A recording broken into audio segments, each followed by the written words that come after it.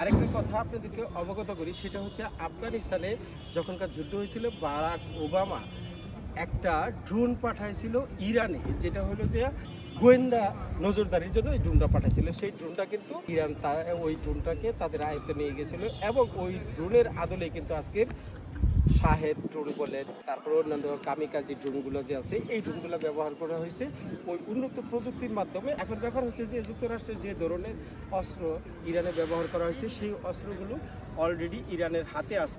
ইরানের হাতে এই ধরনের অস্ত্র যাওয়া মানে যুক্তরাষ্ট্রের কপালে বাস, কারণ ওই অস্ত্রগুলোই আবার পূর্ণ সংস্কার করে আধুনিক আপগ্রেডের বাসনে তাদের উপরে কিন্তু ছাড়া হবে। এর জন্য কিন্তু আমেরিকার সবচেয়ে চিন্তার বিষয় হয়ে দাঁড়িয়েছে এই অস্ত্রগুলো, যেগুলো ইরানের কাছে এখন বর্তমানে মজুত আছে। ইরানে প্রায় 15 থেকে 16টা মিসাইল অবিস্ফোরিত ছিল, সেগুলো তারা নিষ্ক্রিয় করে ইরানের কিন্তু অলরেডি মিসাইল সিটিতে নিয়ে গেছে। এগুলো পরীক্ষা নিরীক্ষা করে কোন আদলে আমেরিকা এগুলো তৈরি করছে, তার এই প্রযুক্তিগুলো ইরানের কাছে এখন বর্তমানে আছে।